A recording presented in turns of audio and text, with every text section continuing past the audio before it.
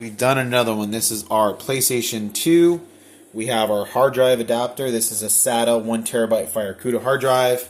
We have our aftermarket PS2 controller. We have FBMC. This actually is the latest version of OpenPL. We have a 128 gig card to save on. You can save on either card. You can save on this card, but if your saves get corrupted, that's when you can create a virtual save, or you can create on card 2. Really, whatever you want. I didn't even unhook my controller, so it's kind of annoying. So we have the controllers I just set.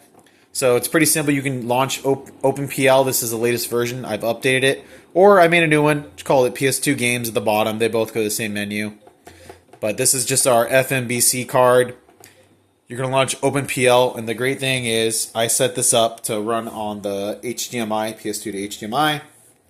And it's going to load up here. And it's going to boot into the huge 1TB hard drive. This is FAT formatted. You hear the hard drive kick on. Boom, and we have our games. This is our games directory. We have the artwork for most of the games. Some games don't have artwork, but most of them do. Some are missing like the disc. But you can actually hit the controller and hit the trigger. And this is the bottom. So this is our backside. This is the one at a time. This is the front. So right trigger to go to the front. Left trigger to go, and you can go one at a time. See, like, to the front of the thing, to the back of the thing. And this right trigger, I believe, is one at a time. So let's show you the game list. It's faster to do it this way. I think it's... I don't even know. I think it's like 290 or 300 or something games. I forget, to be honest. I have to double check. I think it might be 290. Look at my FIVAs we got. See how it's missing the disc artwork on this one. Some of them are missing the disc.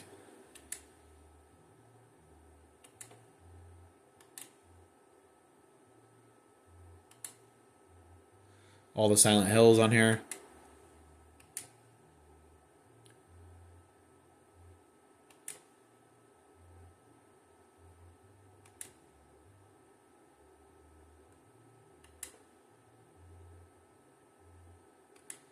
Like I said, huge 1TB hard drive. This is missing the artwork, but 2007 is there.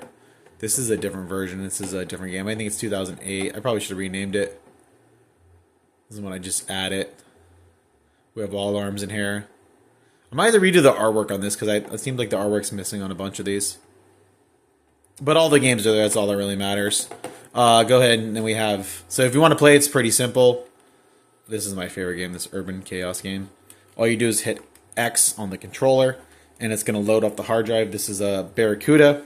It's going to be faster than a disk drive. It's also running HDMI. So it will flicker once, and then it will load the game.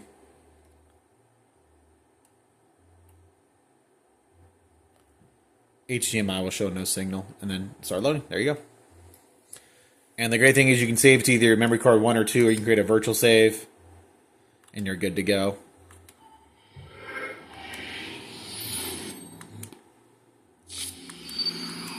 If you guys haven't played this game is really fun. I highly recommend it.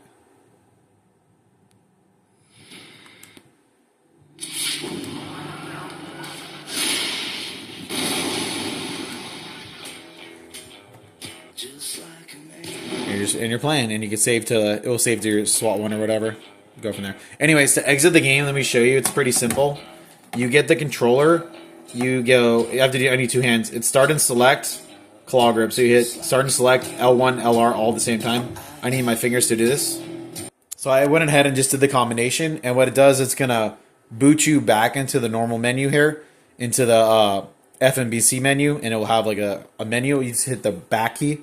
So it has two cards. This is our FBMC card. This is our save card. I'm just going to go back because I don't want to enter the cards. And this will bring you back into the FreeMcBoot menu.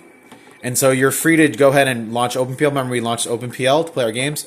You also can do this way through the. This is just another menu I made. PS2 games. It goes to the exact same menu.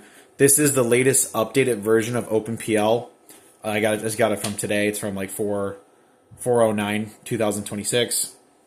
So this supports exFAT, and then it brings you right back into the game menu, and you can play another game. And then when you're done playing, it's pretty simple. You hit start on your start, and you just go power off, and you're done.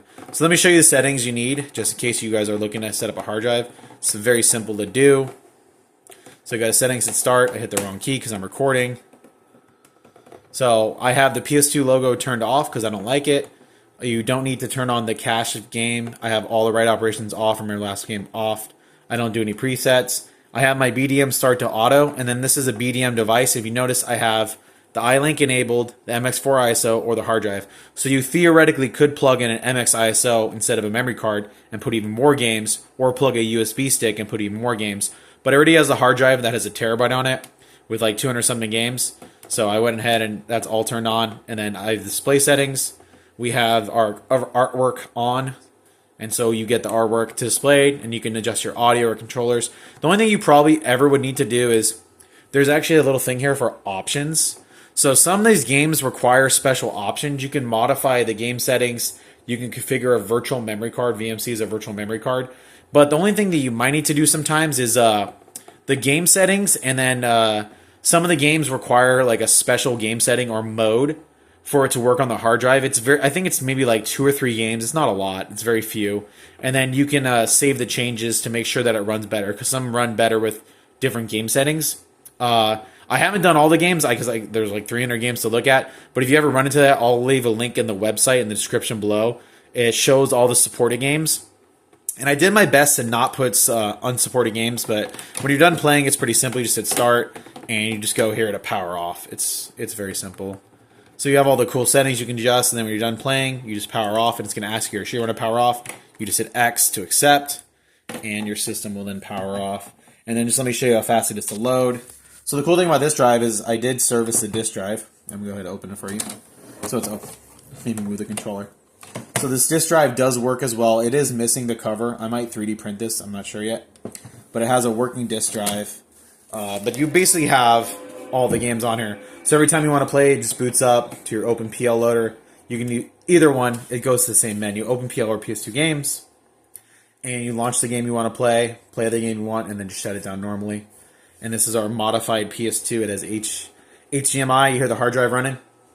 The hard drive will kick off, and we'll load all the games each time you can play. It's super cool. So if you're into PS2 games and you want to play off original hardware, this is the way to go. Like I said, if you want to play Xenosagas, you got SmackDown. It just has like a lot of really cool games here. Wild Arms 5, Whiteout, Warhammer, etc. So, and then like I said, when you're done playing, just hit start and power off. Very simple. Power off. Let me know what games I missed in my list and what your favorite PlayStation 2 game is.